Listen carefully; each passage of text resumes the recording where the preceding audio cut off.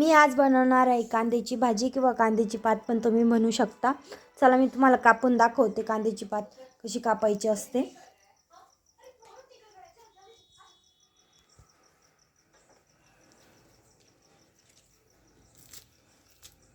हे अशी कापायची राहते, जास्त मोठी पण नाही आणि जास्त बारीक पण नाही करायची त्याला।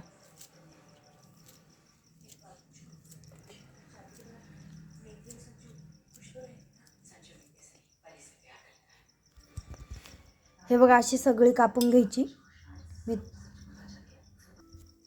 हे बघा मी शेंगदाणे भाजायला टाकले होते कढईमध्ये। ही कांद्याची पात अशी कापून घेतलेली आहे। त्याच्यात टाकते मी पाणी। मी लाल मिरचीची बनवणार आहे, तुम्ही हिरव्या मिरचीची सुद्धा बनवू शकता। मी ही धुण्यासाठी टाकलेली आहे। मी लाल मिरच्या घेतल्या टाकायला। आता कढईमध्ये आपण तेल टाकू। हे बघा तेल तापलेलं आहे। मी याच्यात पाणी टाकलं होतं। आता ही कांद्याची पात पिळून याच्यात टाकायची तेलामध्ये।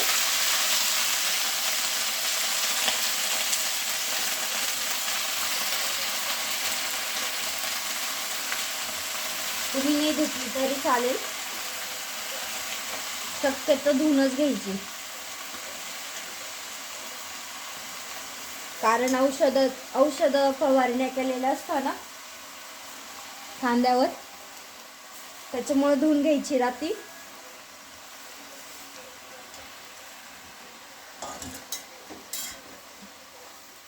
त्याला 2-3 मिनिटं असं परतू द्यायचं, याचं जोपर्यंत पाणी आटेल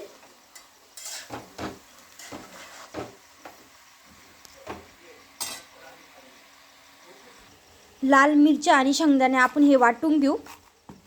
जाडं मोठंच वाटायचं, जास्त बारीक नाही करायचं। हे बघा अशी पेस्ट करून घ्यायची, जास्त बारीक पण नाही जास्त जाड पण नाही। म्हणजे आपली इकडे शिजत आहे।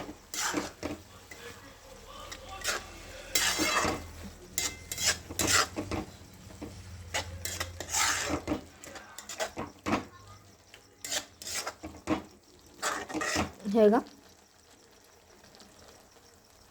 मध्ये मध्ये भाजीला हलवत राहायचं। हे बघा जोपर्यंत हिचं पाणी पूर्ण आटत नाही तोपर्यंत शिजवायची ही भाजी। आता याच्यात टाकू आपण मीठ चवीनुसार।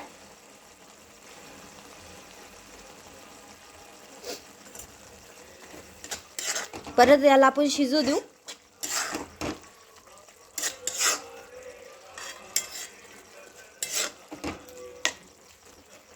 हे जोपर्यंत पाणी आटत नाही तोपर्यंत शिजू द्यायची ही भाजी। हे बघा असं तेल सुटूस तर शिजवली मी ही भाजी। आता त्यात टाकते मी शेंगदाण्याचा हा कूट। त्यात लसूण टाकायची गरज नाही। हिरव्या मिरच्या आणि शेंगदाणे मी हे दळून घेतलेले आहे। तुम्ही पण अशी भाजी करून पहा एकदा।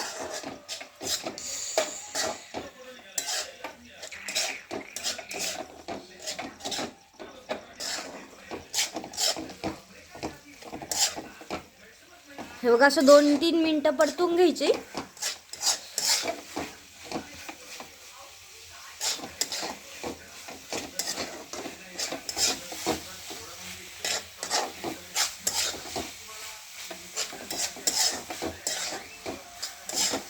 प्लीज मला सपोर्ट करा।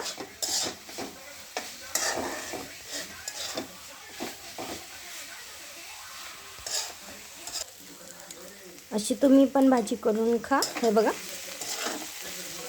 2-3 मिनिटं झाली अशी परतून।